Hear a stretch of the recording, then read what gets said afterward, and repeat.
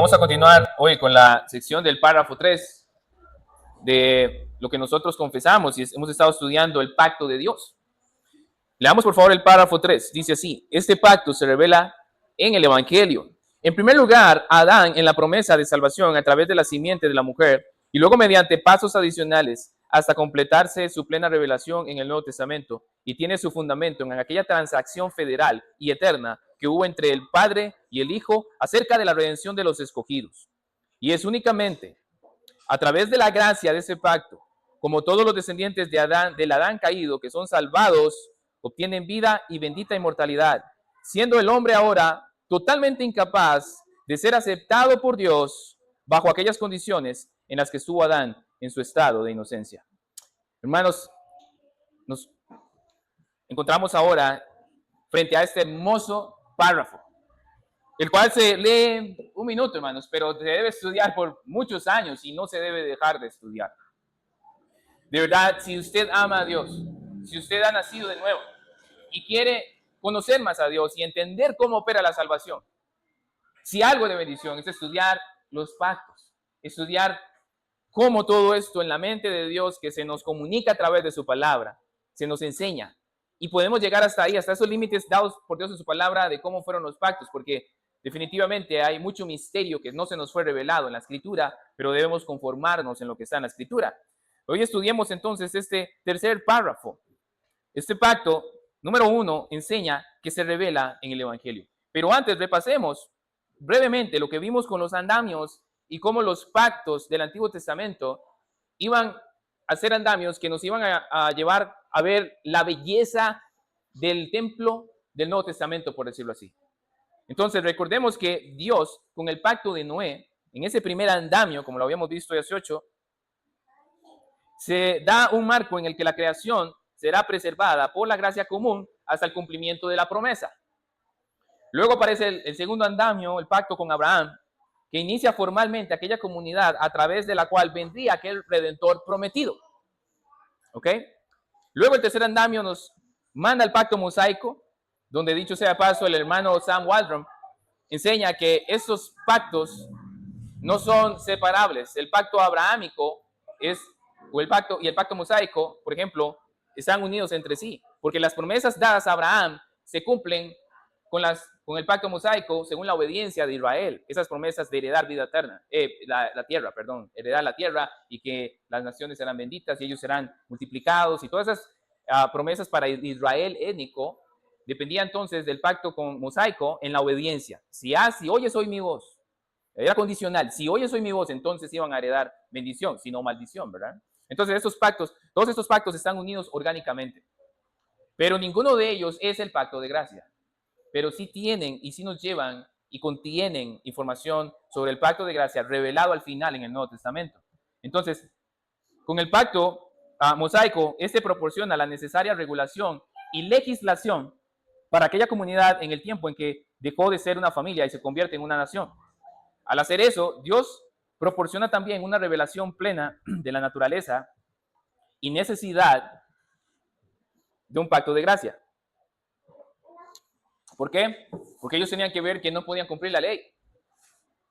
De manera que ellos debían entender que era necesario que aquella promesa dada en Génesis 3:15 se cumpliera. Luego entramos al pacto davídico, cuarto andamio, donde el Redentor aparece y consume la redención. En el pacto davídico, al gobierno de Dios sobre su pueblo es dada una manifestación concreta, y al hacerlo se especifica el linaje mediante el cual vendría el Redentor y la necesidad de un rey. Por eso cuando Jesús vino, él dijo: el reino de los cielos se ha acercado, arrepentidos y creen en el Evangelio. Y cuando él dijo eso, está diciendo: el rey está aquí, el rey prometido. Muy bien, entonces cada uno de ellos tenía su señal. El pacto noético, la señal era el arco iris; el pacto abrahámico, la circuncisión; el pacto mosaico era el día de reposo en Éxodo 31:13; y el pacto davídico, la corona o el reinado. Y ahí tenemos 2 Samuel 17. Todo esto como andamios para llevarnos al nuevo pacto, a desear el nuevo pacto, ¿ok? Y como alguien dijo, nadie, si se está construyendo un edificio, ¿verdad? Por supuesto se necesitan andamios, tubos y tablas de madera para seguir construyendo. Pero una vez terminado el edificio, ¿quién se va a ir a vivir al andamio? ¿Verdad? ¿Quién? Nadie. Se quitan los andamios y nos enfocamos en el edificio y vamos a vivir al edificio. Lo digo porque muchas personas quieren vivir en los andamios por no entender el edificio. Por ejemplo, los judaizantes o estos cristianos, los judíos cristianos, mesiánicos. Ellos están viviendo en un andamio porque no han entendido el nuevo pacto y muchos cristianos ni siquiera en los andamios se alojan. Ok, vayamos al párrafo, por favor. El pacto se revela en el Evangelio, en primer lugar. Ahora, ¿cuándo vimos nosotros en la Biblia que por primera vez se anuncia el Evangelio? Respuesta, Génesis 3:15. Y eso se lo dice Dios a Satanás. Y pondré mi enemistad entre ti y la mujer, y entre tu simiente y la simiente suya. Esta te herirá en la cabeza y tú le herirás en el calcañar. Por la caída del hombre que ya estudiamos, Dios anuncia la venida, la necesidad de uno que le aplastaría la cabeza a Satanás y traería de vuelta al hombre a un mejor Edén, a un mejor jardín, de vuelta a la comunión con Dios, a la restauración, a la reconciliación, con un trabajo sin igual. Entonces, hermanos, todo esto que vamos a ver hoy, que hemos estado viendo, es lindo porque te abre la mente para poder ver la Biblia desde el marco de los pactos, especialmente el pacto de redención y el pacto de gracia. De manera que la confesión de fe primero nos dice que ese pacto se revela en el Evangelio.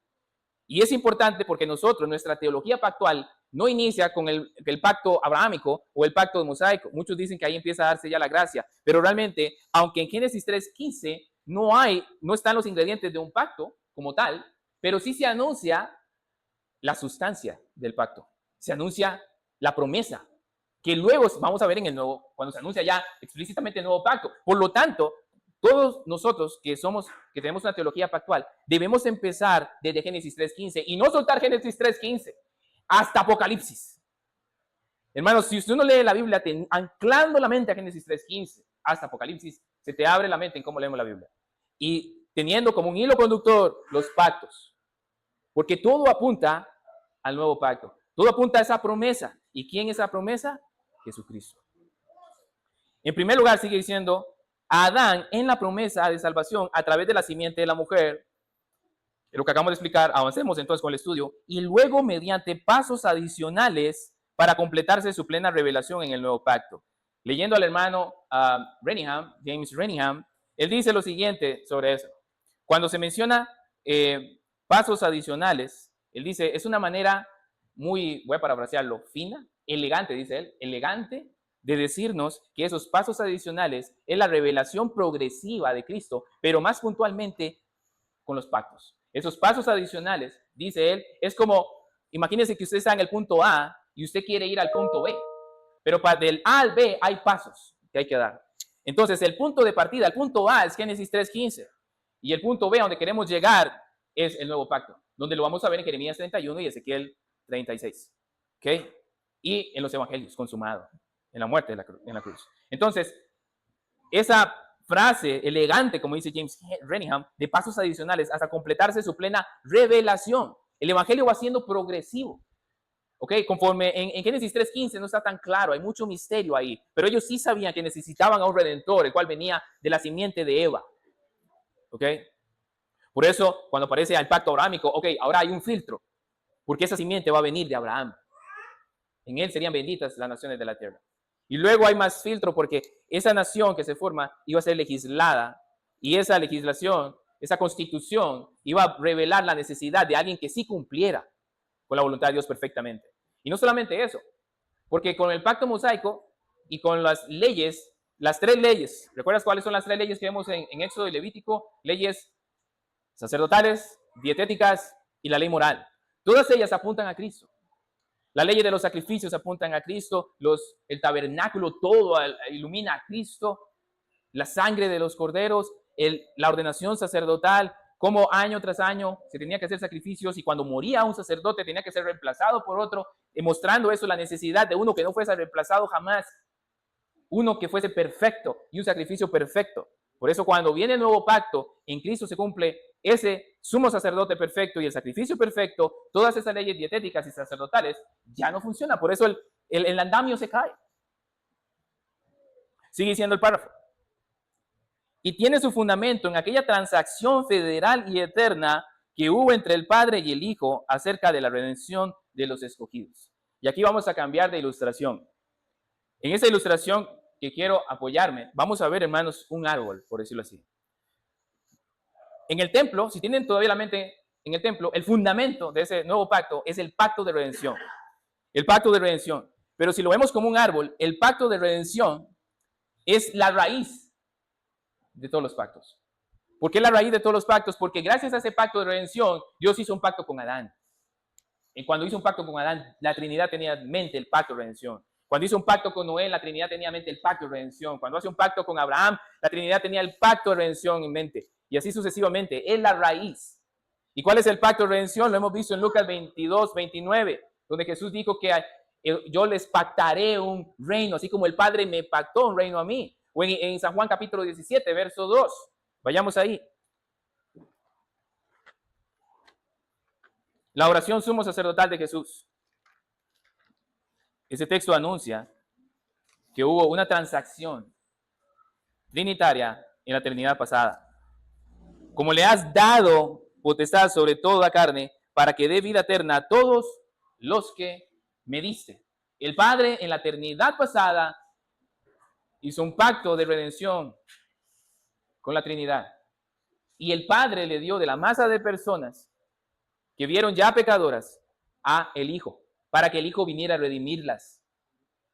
Y luego, la participación que tiene el Espíritu Santo, una vez hecha la obra de redención y nuestro Señor Jesucristo resucita, ¿qué necesita? ¿Qué es la parte que se falta de cumplir del pacto de redención? Bueno, que descendiese el Espíritu Santo, y así fue en Hechos 1:8, porque el Espíritu Santo iba a aplicar soberanamente en el tiempo establecido la salvación a los escogidos por Dios en la eternidad pasada.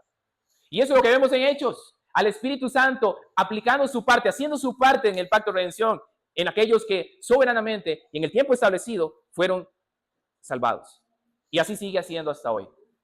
Hoy usted y yo hemos venido a la salvación, gracias, y no sé por qué. No sé por qué Dios me escogió a mí, no sé por qué te escogió a ti, si todos somos igualmente miserables, pecadores y dignos de toda la ira de Dios.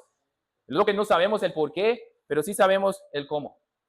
Él lo hizo en la eternidad pasada. Y el Espíritu Santo sigue salvando a los escogidos soberanamente en el tiempo establecido por Dios. Como se explicó hoy, el Espíritu Santo, vemos personas bien perdidas, pero no sabemos si Dios está trabajando en esos corazones perdidos. Y llegará el momento que Dios en su soberanía quiso usarlo a usted para que llevara el evangelio a esa persona, y esa persona, el Espíritu Santo, la regenere y la traiga y le haga efectiva en el pacto de redención y de gracia.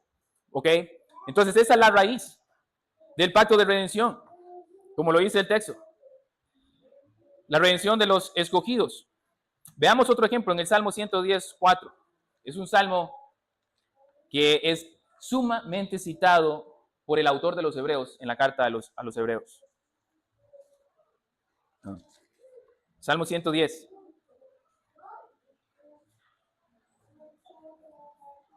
Verso 4. Juró Jehová. Hay un juramento. Y no se arrepentirá. Tú eres sacerdote para siempre, según el orden de Melquisedec. También ve al 1. Jehová dijo a mi Señor, siéntate a mi diestra hasta que ponga a tus enemigos por estrado de tus pies. Los verbos están en pasado. Dijo, juró Jehová. ¿Ok? Ese verso 4 es citado por los teólogos que nos dan la confesión para apoyarnos en esa transacción federal que hubo antes de la fundación del mundo. ¿Ok? Entonces esa es la raíz. Pero la raíz nos lleva al tronco, y el tronco es el cumplimiento del nuevo pacto en Cristo. En Cristo. Y de ese tronco, el tronco es el que nutre el árbol, ¿verdad? Por ahí sube la savia, y es el que va a hacer que el árbol sea verde y de fruto. La raíz es el pacto de redención. Y el tronco va a ser entonces ese nuevo pacto. Sigue diciendo la confesión, y es únicamente a través de la gracia de este pacto, como todos los descendientes de Adán caídos son salvados, obtienen vida y bendita inmortalidad. Vayamos a Ezequiel. Las notas se me perdieron, estoy a lo que el Señor me ayuda a recordar. Vayamos a Ezequiel, por favor. Y tenemos el nuevo pacto en Ezequiel 36, en el verso 24. Y yo quiero que usted ponga atención a los verbos, porque eso tiene que ver ya con el nuevo pacto. Hoy estamos viendo el nuevo pacto más puntualmente. Y yo tomaré de las naciones, os tomaré las naciones, y os recogeré de todas las tierras, y os traeré a vuestro país. Hasta ahí el verso 4. ¿En qué tiempo están los verbos? Futuro. ¿Quién lo va a hacer? Dios. ¿Tiene esos receptores de este pacto alguna participación en eso que va a hacer Dios? Respuesta, no, ninguna, nada. Esto es una obra soberana de Dios y es totalmente monergista. No somos sinergistas, somos monergistas. Sigamos avanzando y veamos lo mismo en el verso 25. Esparciré sobre vosotros agua limpia, seréis limpiados de todas vuestras inmundicias y de todos vuestros ídolos os limpiaré. ¿Quién hará eso? Dios, soberanamente. Y os daré corazón nuevo. ¿Quién hará eso? Dios, soberanamente. Pondré espíritu nuevo dentro de vosotros. ¿Quién hará eso? Dios, soberanamente. Y quitaré de vuestra carne el corazón de piedra y os daré un corazón de carne. ¿Quién hará eso? Dios, soberanamente. ¿Por qué es necesario un nuevo pacto? Porque en los viejos andamios, ¿por qué los viejos andamios no sirvieron en el sentido de obediencia? Porque todos en ese sentido estaban, por su naturaleza, incapacitados a ser obedientes por el pacto de obras en el cual todos fueron afectados. De manera que era necesario un nuevo pacto. Y hago énfasis en el nuevo, porque es ahí donde nuestros hermanos paidobautistas, presbiterianos, no están en la misma página con nosotros, porque ellos analizan que la gracia está en todos los pactos, como en el nuevo pacto. Entonces no hay realmente algo nuevo. Pero realmente lo que habla el profeta Ezequiel es que era necesario algo nuevo, a raíz, por causa del corazón del hombre. Era necesario algo nuevo. ¿Y qué es lo que promete Dios en Ezequiel capítulo 36, versos 24 en adelante? Danos un corazón nuevo y pondré un espíritu nuevo en vosotros. Una de las diferencias en el nuevo pacto con el antiguo pacto era que en el antiguo pacto no todos los creyentes tenían el Espíritu Santo, ¿cierto? Eran algunos selectivos y a veces se les quitaba el Espíritu Santo.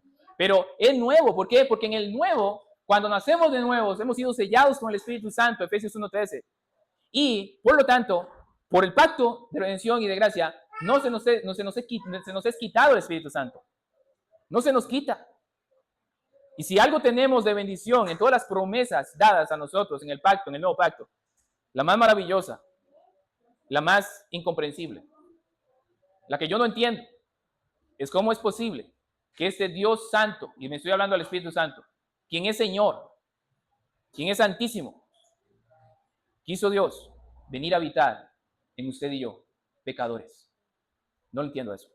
Como alguien tan puro y tan santo, tan digno de toda obediencia, viene a vivir en nosotros, pecadores, aún desobedientes, que a veces contristamos el Espíritu Santo. Yo no entiendo eso, pero era necesario, porque de otra manera seguiríamos siendo rebeldes como Israel. Es el Espíritu Santo quien nos lleva a consumar la salvación dada. Estamos en el ya, pero todavía no. Es el Espíritu Santo que nos ayuda en nuestra santificación progresiva para odiar lo que antes amábamos, como decía el pastor. Antes amábamos eso, ahora ya no. Ahora amamos la santidad y la justicia en la verdad de Dios. Pero no solamente eso hace Dios en el nuevo pacto. Ahora vayamos a Jeremías, capítulo 31, que también es citado en Hebreos.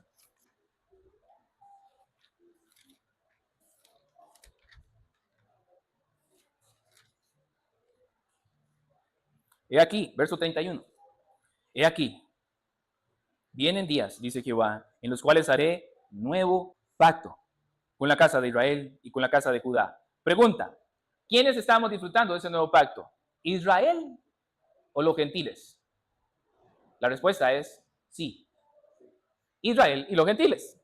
Porque como vemos en Hechos, Dios sigue salvando a judíos y a gentiles. Desde Hechos hasta hoy, Dios sigue salvando judíos y gentiles. Pero aquí el texto dice que era con Israel. ¿A cuál Israel le está diciendo el texto? A ese remanente fiel de Dios, en los cuales iban a ser depositarios, se nos iba a depositar esa gracia. Y ese Israel, que somos usted y yo, estamos ahí en ese texto. Por lo tanto, en el Nuevo Testamento, el Israel al cual apuntan los apóstoles somos nosotros, la iglesia. Nosotros somos el Israel de Dios.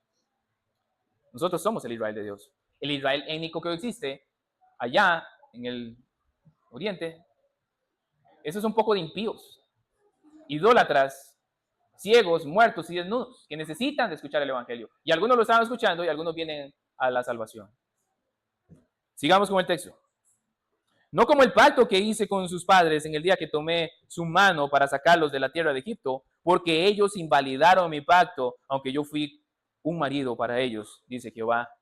Y cuando entremos a Éxodo de nuevo, vamos a ver esas bodas reales en el capítulo 19, cuando Dios toma a Israel por esposa y le plantea el pacto y ellos quebrantan el pacto. Pero ese pacto, dice el verso 33, que haré con la casa de Israel después de aquellos días, dice Jehová. Vea qué lindo las promesas de este nuevo pacto. Daré mi ley en su mente. ¿A dónde fueron la ley dada en el antiguo pacto, en el andamio mosaico? En piedra. Pero ahora en el nuevo pacto la ley iba a ser dada a nuestro corazón y mente. Ahora están en mí. La amo. Tú la amas. La amamos. Es la ley de Dios. Ahora la amamos. Fruto de esas promesas bellísimas.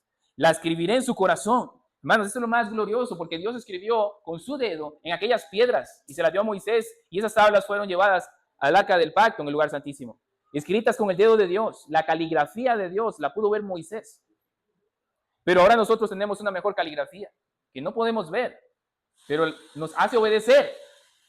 Y es que su ley fue escrita en nuestro corazón. Y yo seré a ellos por Dios y ellos me serán por pueblo. Porque antes eran rebeldes. Antes Dios les dijo a los reyes, no vuelvan por el camino de Egipto. Por eso en Deuteronomio se le dijo a los futuros reyes que tenían que escribir una copia de la Torá, meditar en ella de día y de noche, para andar en los caminos de Dios y no volver por el camino de Egipto. ¿Pero qué hizo Israel? Volvió a Egipto. Solo nosotros, a quienes somos recipientes de este nuevo pacto, por la gracia que se nos es dada, no volvemos a Egipto. Verso 34, y no enseñará más ninguno a su prójimo, ni ninguno a su hermano, diciendo, conoce a Jehová. Hermanos, un fruto del nuevo pacto es que tenemos un conocimiento salvífico de Dios, lo que no tenían ellos antes. Ahora nosotros tenemos un conocimiento salvífico. Una de las preguntas que uno a veces hace, por ejemplo, cuando alguien quiere ser miembro de la iglesia y no lo conocemos, podemos preguntarle, ¿conoces a Jehová? ¿Conoces a Dios? ¿Eres conocido por Dios? Porque realmente el cristiano debe conocer el evangelio. Los puritanos en sus entrevistas para membresía, si alguien no podía explicar el evangelio, no lo metían en la membresía. Lo discipulaban, lo metían en clases. Pero si no me puedes decir qué es el evangelio, no te vamos a bautizar. Porque uno de los frutos de alguien que ha nacido nuevo es que conoce a Dios, tiene un conocimiento salvífico y puede decir lo básico del evangelio. ¿Qué es el evangelio? Pedro lo dijo. Yo me preguntaba, ¿cuánto tiempo se tomó Pedro en decir el evangelio? Ni un minuto, 2 minutos. Y lo dijo. Y ya fue interrumpido por Dios. Ahí estaba el evangelio, Jesucristo. Tenemos un conocimiento salvífico entonces, según el nuevo pacto. Porque todos me conocerán, desde el más pequeño de ellos hasta el más grande, dice Jehová, porque perdonaré la maldad de ellos y no me acordaré más de su pecado. No me acordaré más de su pecado. No sé qué se me hizo el celular. Bueno, hermanos, seguimos con el árbol. Entonces, ese es el fundamento, ¿cómo se llama? El pacto de redención. Voy a bajarme, no veo. El pacto de redención, ¿ok? El fundamento. Luego tenemos el nuevo pacto y es a Jesús como mediador. Necesitamos a Jesús como mediador del nuevo pacto. Y eso es lo mejor del antiguo pacto, porque los mediadores del antiguo pacto tenían que hacer sacrificios por ellos y luego ir y ofrecer sacrificio por el pueblo una vez al año. Jesús no tuvo que hacer ningún sacrificio por él fue perfecto. Entonces tenemos a un mejor mediador. Y ese es uno de los puntos esenciales en Hebreos capítulo 9, 12 y 8. Gracias a eso, a Cristo y su promesa suprema, dada y anunciada en Génesis 3, 15 y 16, gracias a esa promesa, nosotros disfrutamos entonces de todas esas promesas dadas en el Nuevo Testamento. Ven allá a su derecha, las ramas, esas son las promesas. ¿Qué heredamos nosotros en el Nuevo Pacto? Perdón definitivo, lo que no tenía Israel en el Antiguo Pacto. Los pecados de Israel tenían que ser puestos ahí hasta que viniera Jesús a realmente morir por ellos. Entonces el nuevo pacto es mejor que el antiguo, porque nosotros tenemos un perdón eterno. Por eso nosotros decimos confiadamente, la salvación es eterna y no se pierde por nuestro Redentor y Mediador, porque tenemos un perdón eterno. Pasados, presentes y futuros pecados han sido ya pagados en la cruz del Calvario. Tenemos justificación gracias a este nuevo pacto. Hemos sido declarados inocentes. No como dice la Iglesia Católica Romana, hechos justos. Ellos dicen que la justificación es que somos hechos justos, y al decir hechos están diciendo tienes que hacer obras y seguir todos los sacramentos. Nosotros no, nosotros decimos que hemos sido declarados justos, inocentes, y ya Dios no es nuestro juez, es nuestro Padre.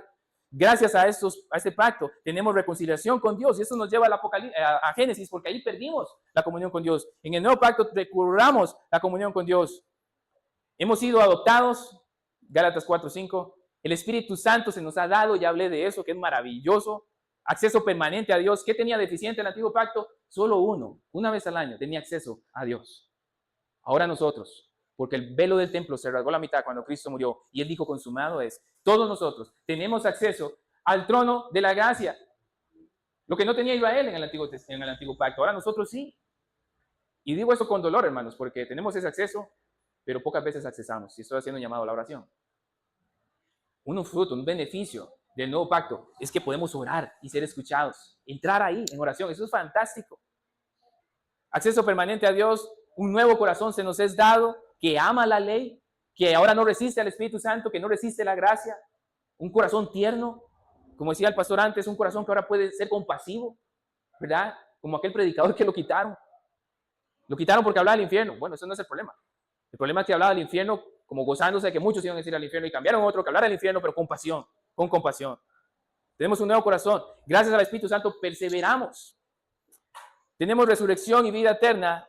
Tenemos herencia eterna y un reposo eterno, y gozaremos de una nueva creación. ¿Recuerdan del pacto mosaico? La señal del pacto mosaico era el día de reposo, Éxodo 31:13. Todo eso era figura y sombra del nuevo pacto, porque ahora en Cristo nosotros no tenemos ese reposo del antiguo pacto. Nosotros tenemos un reposo eterno en Cristo, que todo eso era sombra y tipos de Cristo. Todas esas son las ramas de este precioso pacto. Por lo tanto, seguimos leyendo la confesión. Antes de seguir ahí y que se me olvide, una de las diferencias esenciales en el antiguo pacto con el nuevo era que la membresía de Israel en el antiguo pacto era dualista. ¿Qué quiere decir eso? Que era conformada por impíos y creyentes. Ahí es donde está la confusión con los paidobautistas, hermanos presbiterianos, porque ellos piensan que como no hay algo nuevo con el nuevo pacto, ellos pueden seguir teniendo una membresía dualista de no creyentes con creyentes, y por eso reciben los niños no creyentes, porque piensan que están dentro de ese pacto. ¿Ok? Pero no hay evidencia de eso. Nosotros, la diferencia es que nuestra membresía no es dualista, es una membresía de regenerados, o eso tratamos de hacer. En el antiguo Israel, la membresía era así, y tenemos de ejemplo a los hijos de Elí. ¿Recuerdan? Eran unos impíos y eran sacerdotes, no eran creyentes. Esa era la membresía de Israel. En la iglesia, el que puede participar en las señales del nuevo pacto, que son el bautismo y la cena, tienen que ser los regenerados. Porque la membresía en el nuevo pacto es el que tiene todos esos frutos de esas ramas. ¿Y cómo lo sabemos nosotros? Bueno, realmente no lo podemos ver, pero es como el viento. Mueve de un lado al otro, ¿verdad? Entonces podemos ver por los frutos si ama la ley, si tiene un conocimiento salvífico de Dios. ¿Sí? Y podemos verlos por los frutos. Y hay un reclamo a veces, pero ustedes no pueden saberlo 100%. La respuesta es claro que no. ¿Qué pasa si uno regenerado entró en la membresía? Bueno, si más adelante da fruto y pasamos por todo el procedimiento de Mateo 18, se expulsa de la iglesia. Y aún así hay esperanza de que regrese, porque siempre el fin de la disciplina bíblica es la restauración. Siempre es restauración, siempre es volver al pecador a Cristo. Entonces ese es el filtro. Sigamos leyendo ya la confesión para terminar. Y es únicamente a través de la gracia de ese pacto, como todos los descendientes de Adán caído, que son salvados, obtienen vida y bendita inmortalidad, siendo el hombre ahora totalmente incapaz de ser aceptado por Dios bajo aquellas condiciones que las que estuvo Adán en aquel estado de inocencia. En otras palabras, nadie puede ser salvo por obras. Nadie puede ser salvo por obras. El mundo entero allá está queriendo ser salvado por obras. Nadie puede ser salvo por obras. Solo por gracia. Es que es un favor inmerecido. Solo por la gracia de Dios. Solo por ella. ¿Y cómo entran las personas? ¿Cómo entran las personas a este pacto? Respuesta, 3 palabras: por la fe. Por la fe. Esa es la entrada al pacto. Lo que Dios pide en ese pacto de gracia, hemos explicado hoy el pacto de redención, pacto de gracia. Lo que Dios demanda ahora a las personas es que escuchen el mismo evangelio, pero con fe. Por eso el autor de Hebreos, tanto que le dedica a los pactos y analizar los pactos y sus promesas, dedica todo un capítulo, Hebreos 11, a hablar de la fe.